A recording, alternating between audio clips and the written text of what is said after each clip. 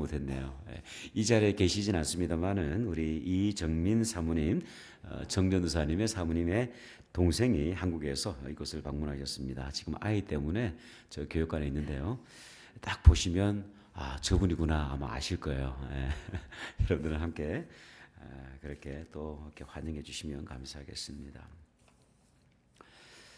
1800년대 말 이렇게 런던에는 영국의 영적인 부흥을 이끌었던 아주 유명한 세 분의 목회자가 있었습니다.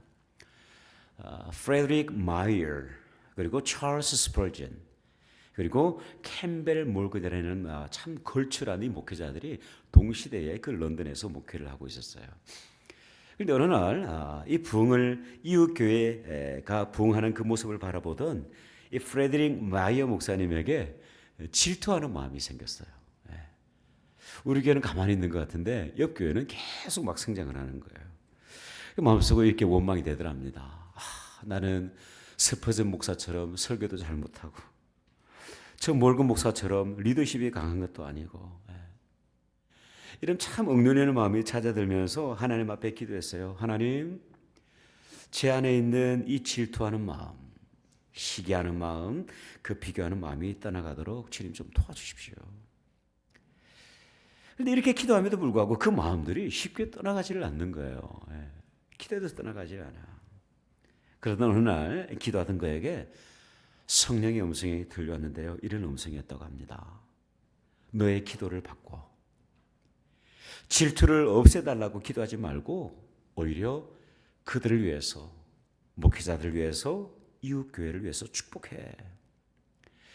이 성령의 감동을 받은 이 목사님이 즉시 기도를 바꾸셨다고 합니다. 하나님, 스펄전 목사님, 그 목사님과 또한 교회, 이 몰건 목사님과 그 교회를 위해서 하나님 축복해 주십시오. 그곳에 사람들로 가득 채워지도록 주님 도와주십시오. 그는 이렇게 기도할 뿐만 아니라 공개적인 그 예배 속에서도요, 이렇게 기도했다고 합니다. 하나님, 스펄전 목사님의 교회와 몰건 목사님의 교회에 복을 많이 주셔서 많은 믿는 자들이 늘어날 수 있도록, 그 교회에 가득 채워질 수 있도록 도와주십시오. 그래서 들어갈 자리가 없어지거든, 사람들이 남거든, 그때 우리 교회로 보내주십시오. 참 너무나도 진솔하지 않습니까? 훗날 이 세 명의 목회자가 절친한 친구가 되었어요. 그리고 뿐만 아니라 그 교회들이 함께 성장해 가면서 영국의 놀라운 영적인 부흥을 이끌어갔던 참 놀라운 은혜가 영국의 교회사 속에 있습니다. 여러분, 때로는 이웃 교회의 부흥과 성장을 바라보는 것이 좀 불편할 때가 있어요. 그렇죠? 여러분, 우리는 하나님의 시선으로 바라볼 수 있어야만 합니다. 우주적인 교회를 주목해야 되는 것이죠. 그렇기 때문에 우리가 함께 축복하고 응원하는 그 믿음의 결단이 우리에게도 필요합니다.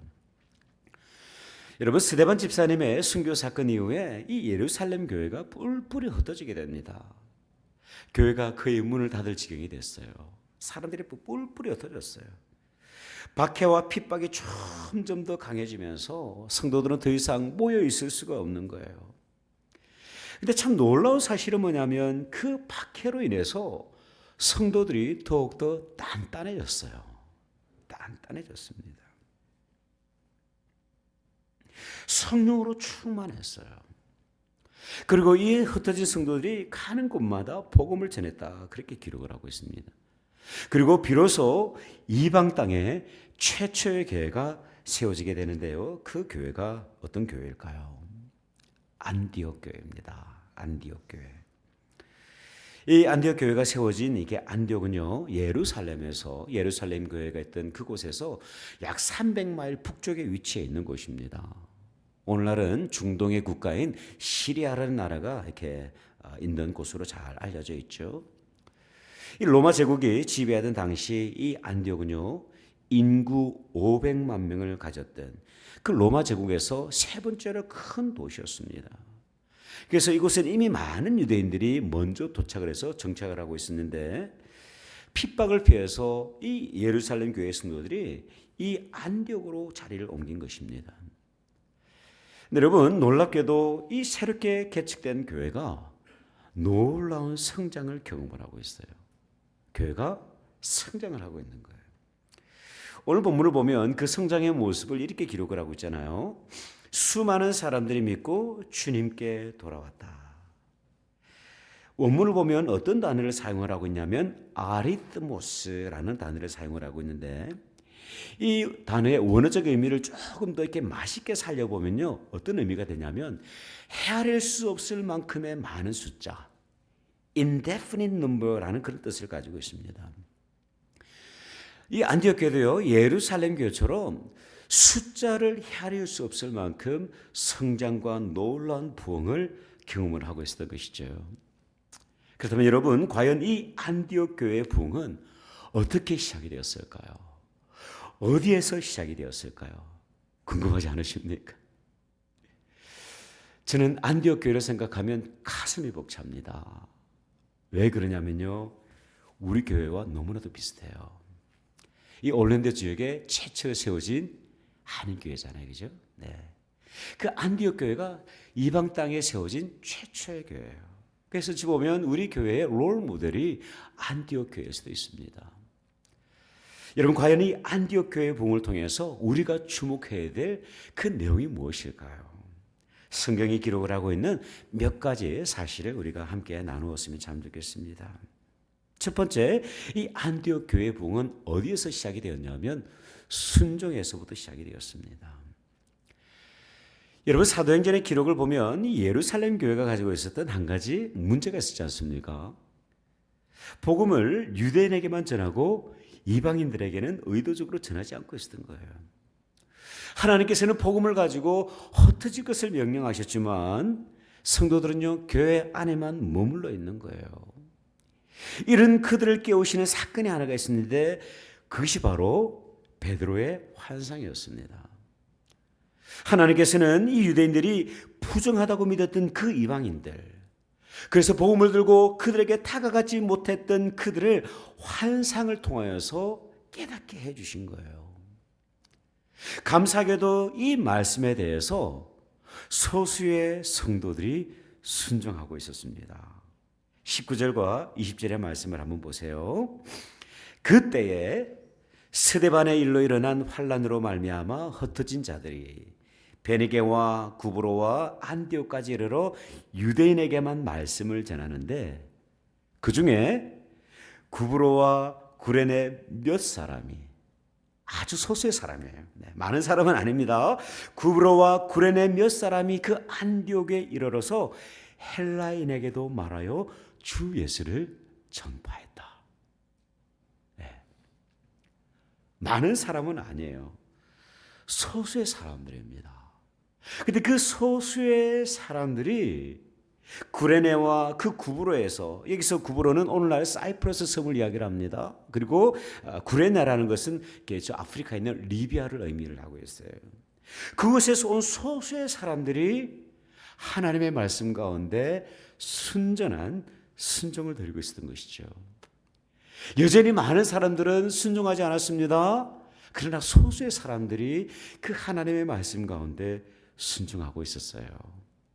그렇다면 여러분, 그 소수의 순종의 결과가 무엇일까요? 이어지는 21절을 보면요, 참 놀라운 선언이 있습니다. 주의 손이 그들과 함께 하시매 수많은 사람들이 믿고 주께 돌아왔다. 여러분, 원문을 보면요, 케이르 쿠리우라는 단어를 사용을 하고 있습니다. 케이르 쿠리우. 이 뜻이 뭐냐면 하나님의 손이, 주님의 손이 그들을 떠받치고 있었다라는 그런 의미예요. 놀랍지 않습니까? 정말 소수의 사람들이 하나님의 말씀 앞에 순전한 순종을 드리고 있을 때 하나님께서 그것을 주목하신 거예요. 그리고 그 주목하시는 가운데 주님의 손이 그들의 순종을 떠받치고 계셨던 거예요. 주님의 손이 그 안디옥 교회를 떠받치고 있었던 것입니다. 여러분, 이 순종을 통해서 안디옥 교회가 부흥을 하고 있는 거예요. 참 놀랍습니다. 여러분, 부흥의 비결은 무엇이냐면요, 하나님 앞에 순종하는 것입니다. 절대 다수는 아니라 할지라도 적어도 소수의 사람이라고 할지라도 성령께서 우리 가운데 말씀하시고 확신을 주실 때에 믿음으로 순종하게 될 때 그 교회는요 하나님의 말씀에 근거해서 부흥을 경험하게 될 것입니다. 어제 새벽 기도에서 나누었던 내용이 있었는데요. 제가 한 번 더 소개를 할게요. 제가 며칠 전 유튜브를 통해서 어느 시골 교회 목사님이 사역하시는 모습을 본 적이 있어요. 30대 후반의 목사님이 사모님하고 아직까지 그 갓난쟁이들 3명을 데리고 강원도 정선이라는 곳에 부임을 하셨어요. 정선도 뭐 그렇게 그 도시는 아니지만 그 정선 속에서도 한참 들어가 있는 시골 마을, 소위 말해서 깡촌으로 이렇게 부임을 하신 거예요. 근데 딱 부임을 하고 보니까 교회가 뭐 있긴 한데 거의 쓰러져가 그런 그게 흉가처럼 돼 있는 거예요. 폐가처럼 돼 있는 거예요. 손을 쓸 수가 없을 정도로 정말 그런 흉한 모습의 교회 건물이 그냥 남아있는 거예요. 초라하게 남아있는 거예요. 시골이다 보니까 어린아이들도 없고 청소년들도 없고 청년들도 없는 그런 환경이었어요. 미래가 보이질 않는 거예요. 사모님이 생각을 할 때 아무리 봐도 이건 아니라는 생각이 들었다고 합니다. 이 시골에서 이 마구간 같은 교회를 어떻게 회복하면서 목회를 해야 될까 그렇게 고민되는 가운데 사모님이 몸져 누워버렸어요. 부임하시는 첫날부터 몸져 누워버렸습니다. 그렇게 며칠을 보내는데 3일째 되던 날 이 사모님이 이 마음속에 참 무거운 마음이 찾아들더래요. 그래서 성경을 이렇게 쭉 읽어야 될 것 같아요. 성경을 딱 펼쳤는데 공교롭게도 그 사모님께서 주목하시게 된 성경 구절이 무엇이었냐면 요한 1서 3장 18절의 말씀이었어요. 자녀들아 우리가 말과 혀로만 사랑하지 말고 행함과 진실함으로 하자. 자녀들아 우리가 하나님을 사랑할 때 말과 혀로만 사랑하지 말고 행함과 진실함으로 하자. 자녀들아 우리가 이웃을 사랑하게 될 때 저 잃어버린 영혼들 죽은 영혼들을 사랑하게 될 때 말과 혀로만 사랑하지 않고 행함과 진실함으로 하자. 그 말씀이 성령의 감동으로 자신의 심장을 막 치더랍니다. 그 이야기를 들으면서 사모님이 통곡을 시작하는 거예요. 통곡이 되는 거예요. 내가 하나님을 사랑한다고 했지만 참 말로만 사랑했구나. 내가 잃어버린 영혼들을 섬기기 위해서 목회자가 되었다고 하지만 참 나를 보니 말로만 그렇게 사랑하는구나. 하나님께서 섬겨주신 심어주신 이곳에서 내 청춘을 불태워야 되겠다. 그렇게 다짐을 하셨다고 합니다. 그렇게 해서 목회를 시작을 하셨는데요. 지금은 그 말 모든 사람들의 친구가 되어버렸어요. 동네 사람들이 막 모심기를 하면 가서 이렇게 장화 신고 가가지고 모도 심어드리고 추수할 때가 되면 손이 부족하잖아요. 가서 또 같이 추수도 해드리고 무더운 여름에는 고생하는 그 마을 사람들을 위해서 차가운 음료수를 준비해서 신방들을 다니면서 그 지역에 참 이 가정의 순종을 통해서 놀라운 부흥이 일어나고 있었습니다. 여러분 교회의 쇠퇴를 걱정하는 요즘 아닙니까? 교회마다 많은 목사님들이 그렇게 이야기를 합니다. 참 어렵습니다. 참 힘이 듭니다. 미래가 보이지 않습니다. 그렇게 많은 분들이 이야기하세요. 근데 제가 말씀을 묵상하면서 설교를 준비하던 가운데 한 가지 희망을 봤어요. 여러분 그 희망이 뭐냐면 저와 여러분이 이 땅에 세워진 모든 주님의 몸된 교회가 하나님의 말씀 앞에 성령의 감동하심 앞에 전적으로 순종하게 될 때 위기는 오히려 기회가 될 것입니다. 여러분 각자에게 주시는 성령의 음성 있지 않습니까? 하나님의 나라를 위해서 헌신하라고 하나님께서 말씀하고 계시지 않습니까? 다음 세대를 위해서 희생해야 된다고 그렇게 말씀하지 않으시나요? 순종하는 우리를 통하여서 하나님께서는 놀라운 부흥을 경험하게 하실 것입니다. 이 안디옥의 부흥이 우리 올랜도 중앙침례교회의 부흥으로 이어지시기를 주님의 이름으로 축복합니다. 두 번째, 이 안디옥의 부흥은요, 협력에서 시작이 되었어요. 협력, cooperation. 이어지는 본문은요, 이렇게 기록이 됩니다. 22절과 23절의 말씀을 한번 보십시오. 예루살렘 교회가 이 사람들의 소문을 듣고 바나바를 안디옥까지 보내니 그가 이르러 하나님의 은혜를 보고 기뻐하여서 모든 사람에게 굳건한 마음으로 주와 함께 머물러 있으라 권하니. 이 안디옥 교회는요, 생명력을 가지고 지속적으로 성장을 하고 있었어요. 이 기쁜 소식을 예루살렘 교회가 듣게 됩니다. 예루살렘 교회가 질투했을까요? 시기했을까요? 아니면 축복했을까요? 축복하죠. 네. 교회는요, 축복해야 돼요. 네.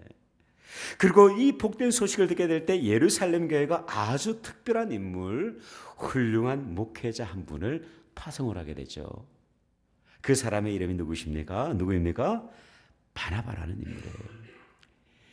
24절을 보면 이 바나바에 대해서 성경이 좀 의도적으로 설명하는 부분이 있어요.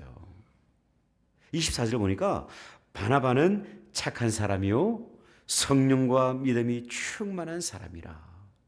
이에 이것 때문에 큰 무리가 주께 더해졌다, 또 그렇게 기록을 하고 있어요.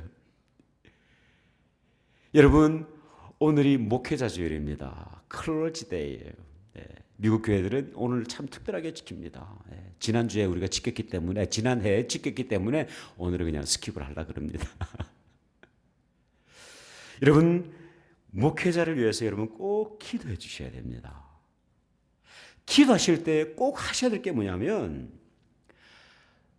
훌륭한 목사님, 단순히 우리가 그렇게 기도할 것이 아니라 설교 잘하는 목사님, 신학이 참 이렇게 박식한 사람, 그런 사람을 위해서 기도할 게 아니라 착한 목사를 위해서 여러분 기도하셔야만 합니다. 아주 중요한 부분이에요. 오늘날 많은 신학교에서 지식은 가르쳐요. 그런데 성품 교육이 되질 않아요.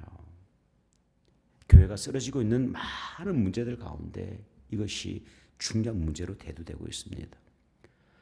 여러분, 부족한 우리 목회자들이지만 저 목회자들이 정말 지성과 영성과 인성이 되어져서 주님의 몸된 교회를 잘 섬길 수 있도록 하나님 도와주십시오.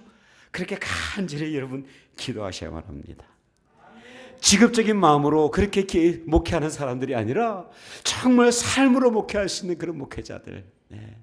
그런 목회자들이 준비되어지고 훈련되어지게 될 때에요, 교회는요 희망이 있어요. 안디옥 교회가 그 축복을 누리는 거예요. 예, 참 놀라워요. 교회로서는 참 축복입니다. 그런데 여러분, 이 교회가 점점 더 성장을 해 나가게 될 때 문제가 생겼는데, 그게 뭐냐면 바나바 홀로 이 교회를 감당할 수가 없는 거예요. 하루에도 수많은 사람들이 밀려오는데 어찌 그 모든 일들을 혼자 감당할 수가 있었겠습니까? 이때 바나바는 안디옥 교회를 함께 섬길 목회자를 생각을 하게 되는데 그가 바로 바울이었어요. 당시 바울은 고향 다소에서 사역을 하고 있었는데 이 바울을 청빙가지고 와서 함께 목회를 하고 싶은 마음이 이 바나바 가운데 있는 거예요. 결국 바나바는 이 바울을 청빙하기 위해서 먼 길을 떠나게 됩니다. 이어지는 25절을 보니까 그렇게 기록이 되죠. 바나바가 사울을 찾으러 다소에 가서 이렇게 기록이 됩니다. 여러분이 안디옥에서 다소까지의 거리가 얼마냐면 오늘날 약 140마일 정도가 조금 넘어요.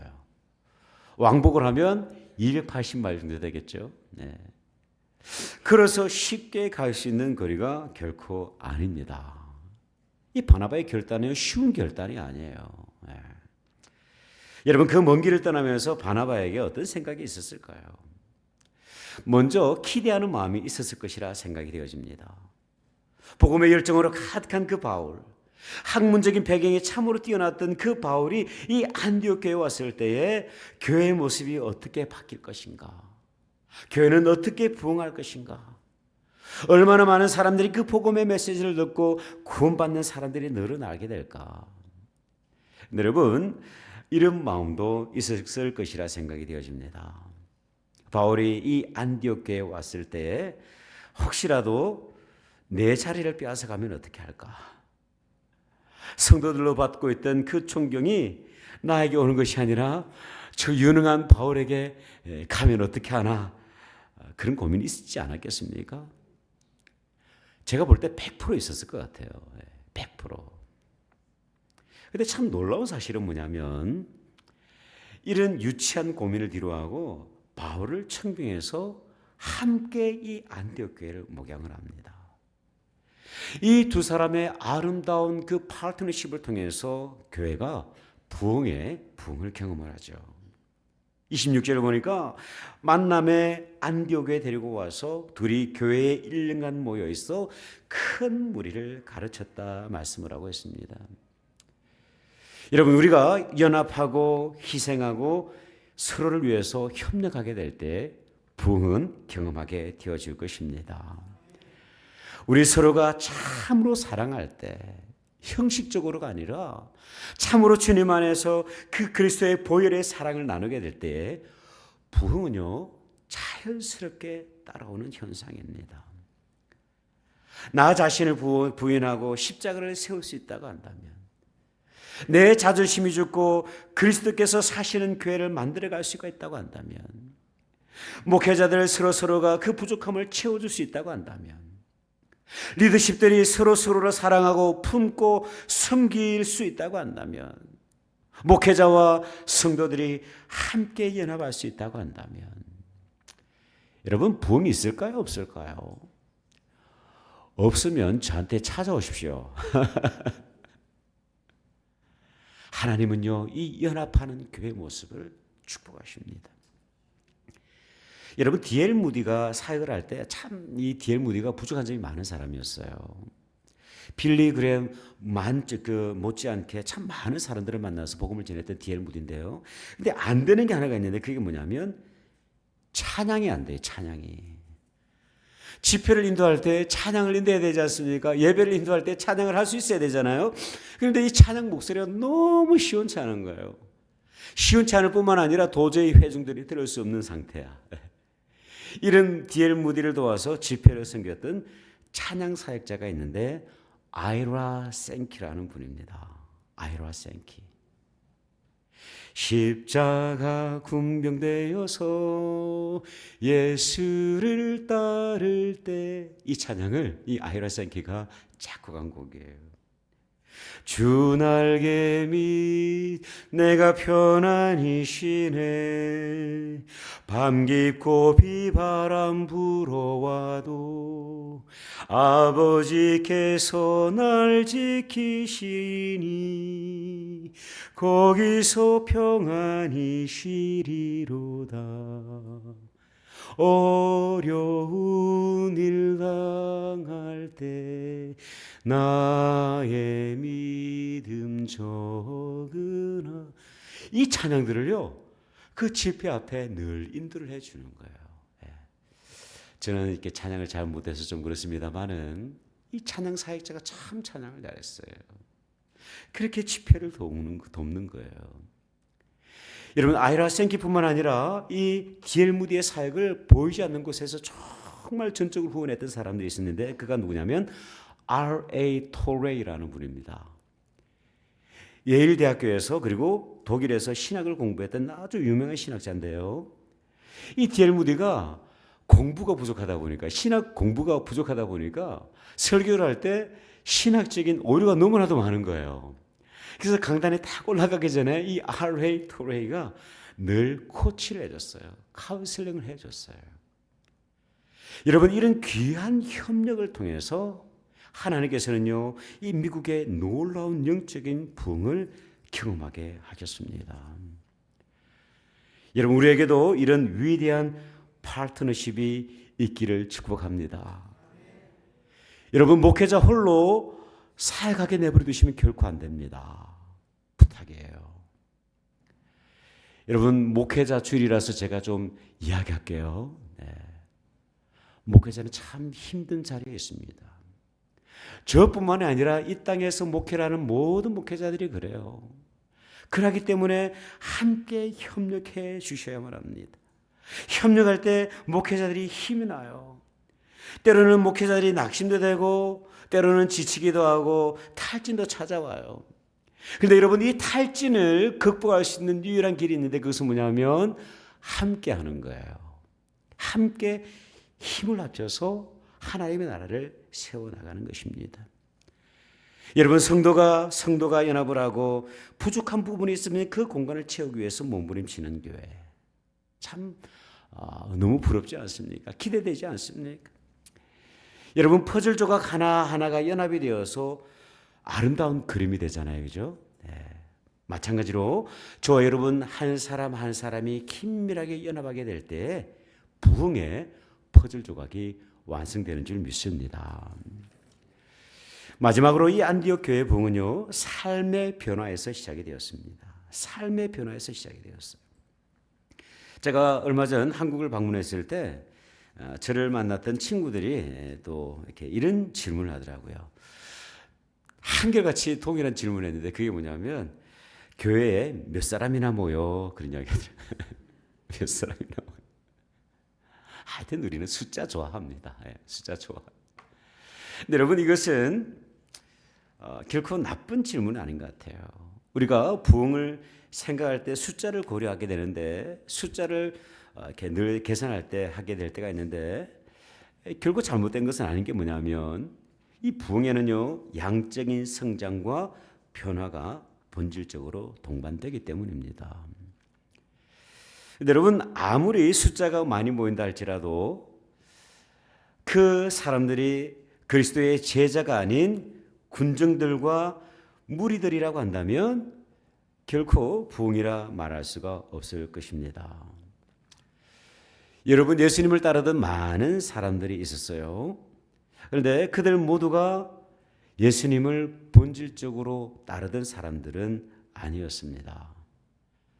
때로는 어느 순간, 위기의 순간 그들의 마음이 변해서 예수님을 십자가에 쳐 죽이라고 아우성치던 폭도로 변했던 적이 있어요. 여러분, 안디옥의 부흥은요, 숫자적인 성장과 더불어서 놀라운 주목해 보아야 될 우리 한 가지 사실이 있는데 그것은 뭐냐면 성도 한 사람 한 사람의 삶 가운데 아름다운 향기가 나타나고 있었던 거예요. 여러분, 이어지는 26절 하반부를 한번 보십시오. 제자들이 안디옥에서 비로소 그리스도인이라 일컬음을 받게 되었더라.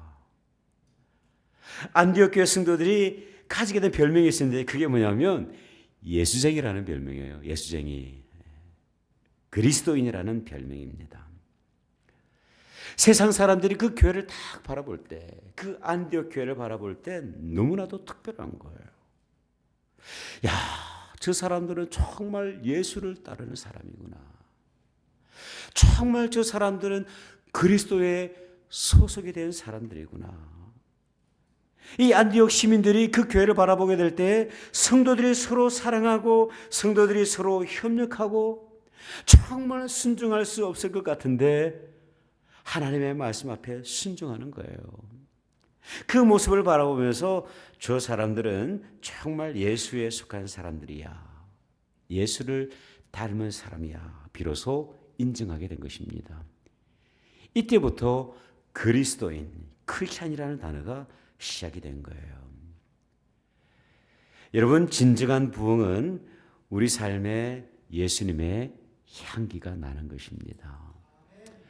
목사의 삶 가운데 예수의 냄새가 좀 나야 돼요.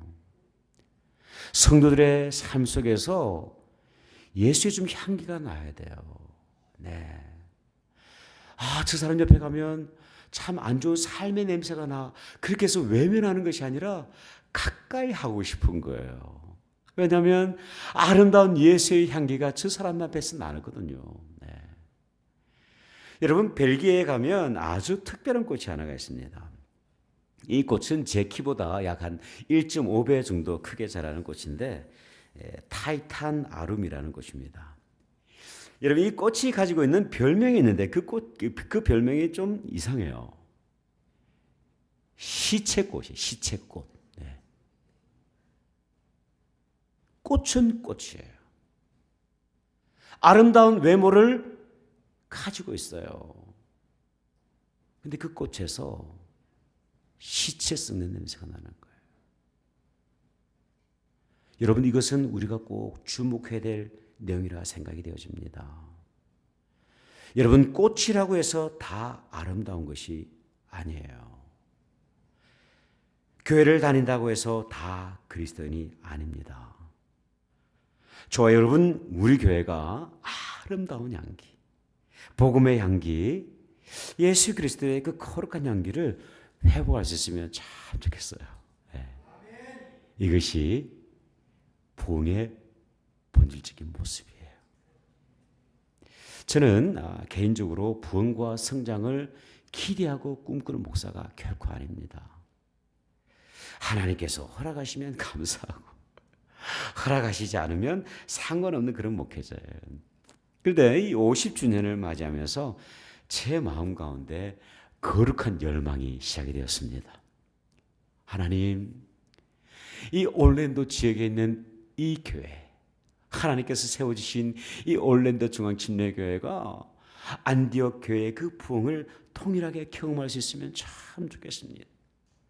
제가 요즘에 소원을 가지고 그렇게 기도하고 있어요. 저와 여러분, 우리 교회가 말씀에 순종하는 공동체 되시기를 축복합니다. 주님 안에서 협력하고 사랑하는 공동체 되시기를 축복합니다. 그리고 무엇보다도 저와 여러분의 삶 속에서 우리 교회를 통하여서 예수 그리스도의 아름다운 향기가 날마다 새로워지시기를 주님의 이름으로 축복합니다. 기도하겠습니다.